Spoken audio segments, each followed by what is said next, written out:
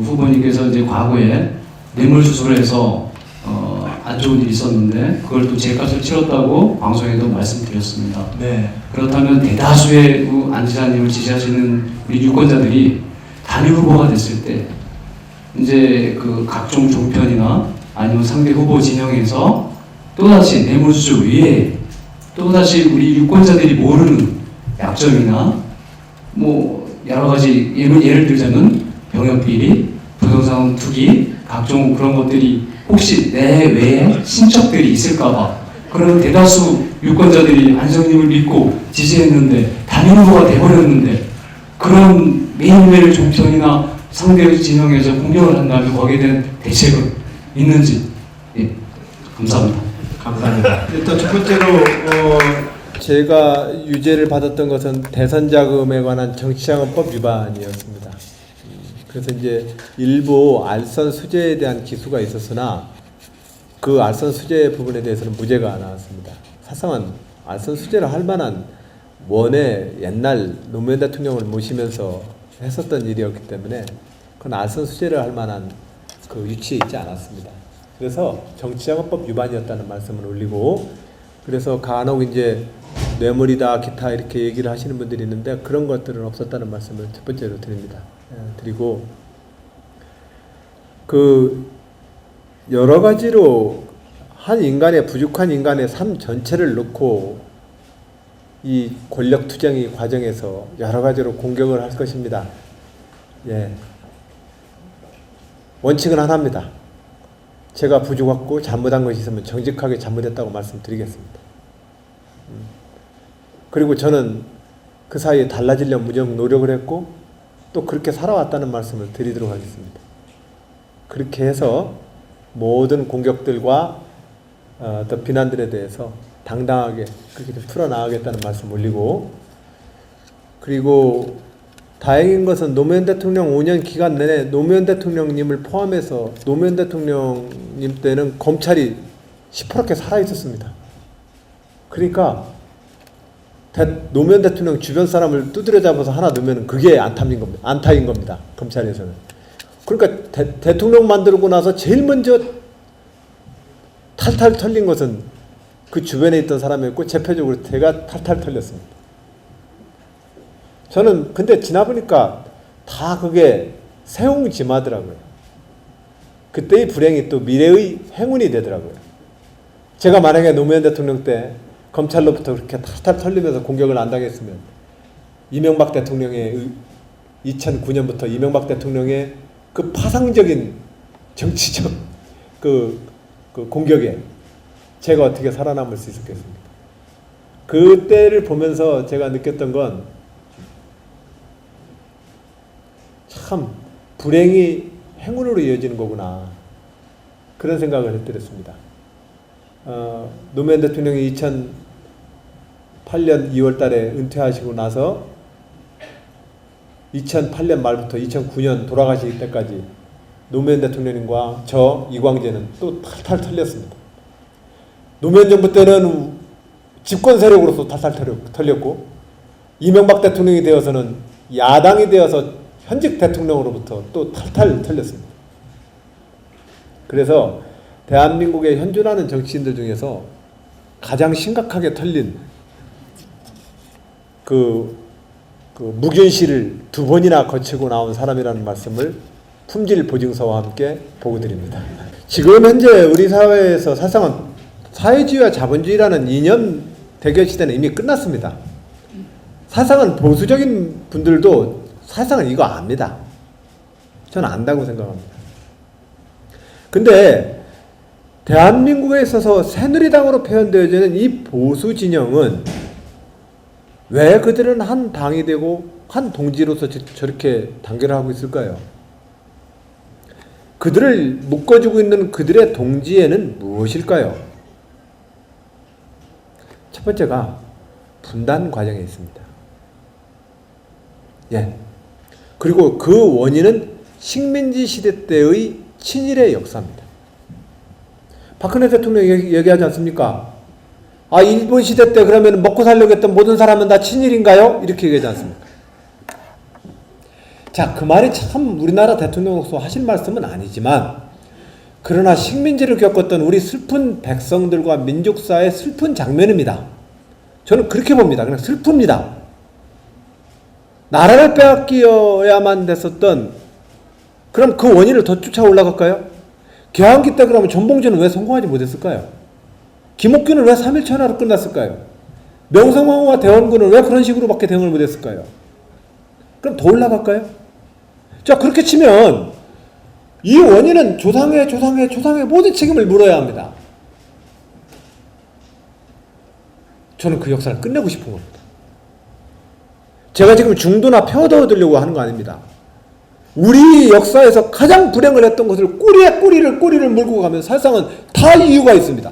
핑계 없는 뭐 이유가 하나도 없어. 다 이유가 있습니다.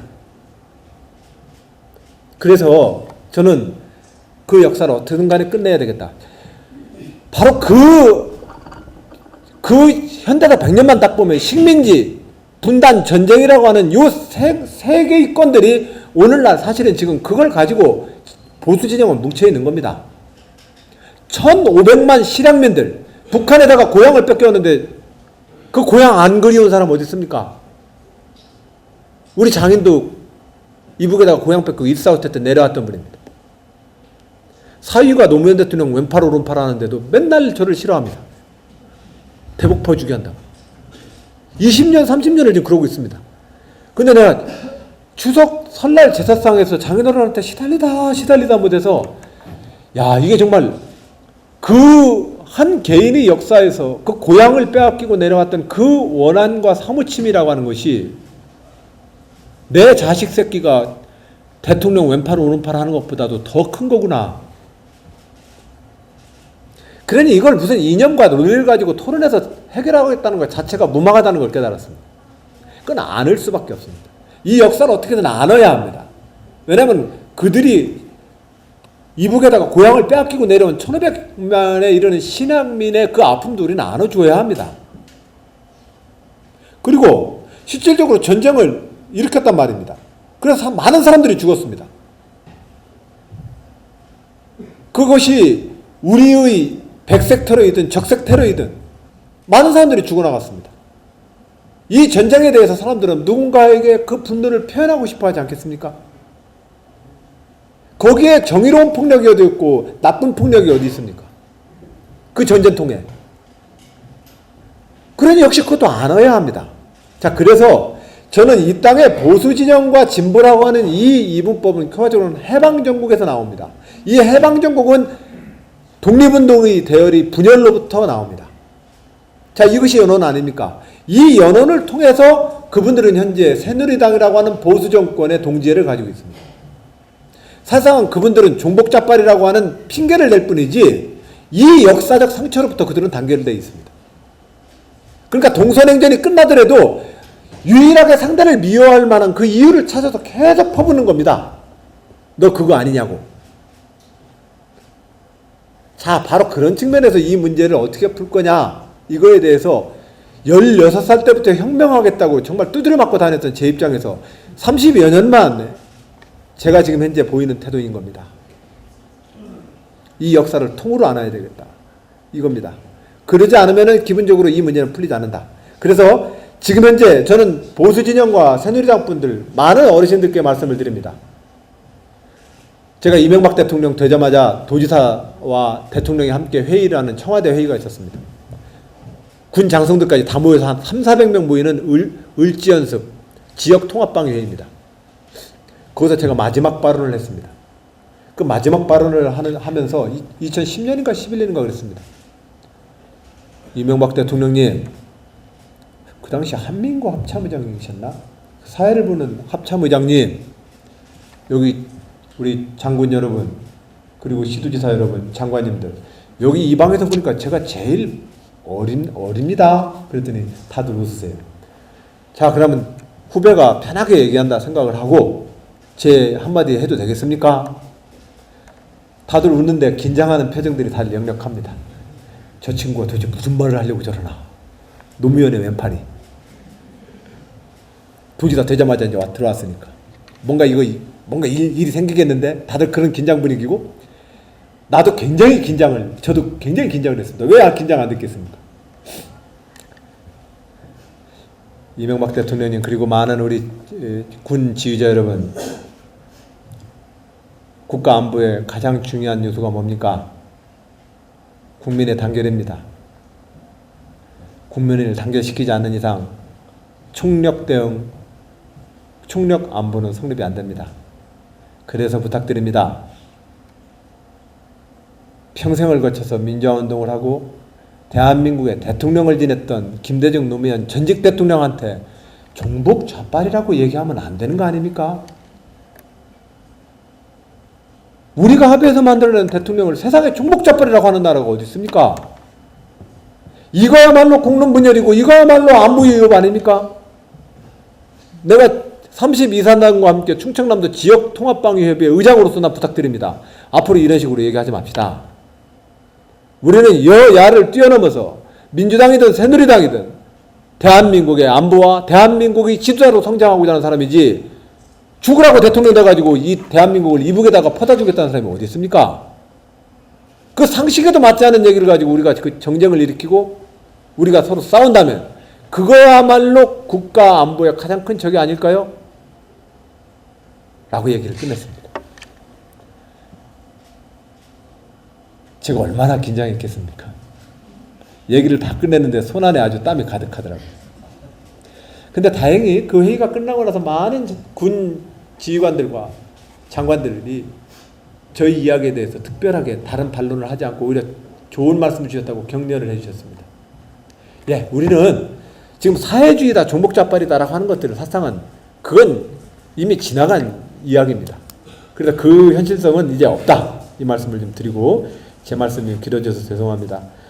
종북좌파와 사회주의에 대한 실질적인 위협이 있겠느냐라고 하는 문제에 대해서 저는 실질적으로 그런 위협은 없다, 이 말씀을 드리고, 두 번째 말씀 주셨던 것이 문재인 대통령. 예, 문재인 대통령이 되면 호남에 이렇게 단결을 꾀하지 못하면 어떻게 하냐 이런 걱정을 좀 해주셨는데, 그래서 드리는 말씀입니다. 저를 선택하면 모든 문제가 끝납니다.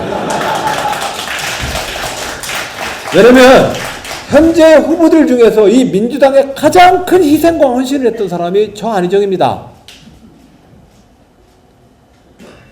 그렇습니다, 저는. 그리고 당이 감옥 가라면 감옥도 가고, 감옥 갔다가 또 전과자라고 또 공천을 안 줘도 또 속도 없이 그 당에 남아가지고 또 앉아서 또 최고위원 하겠다고 도전합니다. 만약에 2008년도 제가 최고위원 전당대회에 도전하지 않았다면 이 김대중과 노무현 역사는 분열됐습니다. 그 당시 많은 친노 그룹들과 많은 분들이 탈당을 하거나 이 민주당에 대해서 더 이상 우리 당이 아니라고 생각하고 있었습니다. 제가 2008년도 노무현 대통령 2009년도 돌아가시기 전에 이 전당대회에 도전할 때 사실상 한국 야당사를 보면 국회의원 선거에 벽보 한 번 안 붙여보고 야당의 최고위원 된 것은 제가 최초입니다. 그래 도전을 했습니다. 그래서 김대중과 노무현의 역사야말로 이 민주당의 정체성입니다. 나는 김대중과 노무현의 역사를 계승할 것이고, 내가 최고위원이 된다면 당사 현관에 김대중 노무현의 사진을 걸어 놓겠습니다, 이랬습니다. 그 당시 김대중 노무현은 당원도 아니었습니다. 2008년도 전당대회 민주당에. 그러고 나서 2009년 노무현 대통령 돌아가시고 김대중 대통령 돌아가시고 나니까 그제서야 사진을 걸었습니다. 그래서 저는 이 당의 정당인으로서 이 당의 희생과 헌신을 해온 사람이다. 모든 어려움과 고난이 있더라도 나는 이 당을 지켜왔다. 첫 번째. 두 번째, 이 김대중과 노무현의 이 분열의 역사에서 나는 2008년도 도전을 통해서 이 김대중과 노무현의 역사를 하나로 묶어내기 위해서 노력을 했고, 많은 당원 동지들이 지지를 해줌으로써 나는 최고위원으로 당선됐고, 저의 최고위원으로의 도전의 승리는 김대중 노무현의 분열을 막는 것이었다고 생각합니다. 오늘 또다시 국민의당과 민주당 분열되어 있습니다. 유일한 해결책은 딱 하나입니다. 김대중 따로 있고 노무현이 따로 있다는 모든 일체의 분열 행동에 대해서 저는 반대하고 있습니다. 그래서 저는 김대중과 노무현의 역사를 이어온 민주당의 젊은 정치인이고, 그 역사를 이어받기 위해서 저는 모든 것을 걸고 희생과 헌신을 해왔다. 그러므로 나는 제가 민주당의 후보가 된다면 이 분열의 역사는 끝날 것이다. 그러니까 문재인 후보님 걱정을 하시는 것보다 저를 당선시키는 게 훨씬 빠른 해결책이라는 말씀 보냅니다. 고맙습니다. 네, 고맙습니다. 네, 다른 질문들 더 받고 싶긴 한데 시간이 허락지 않아서 여기까지.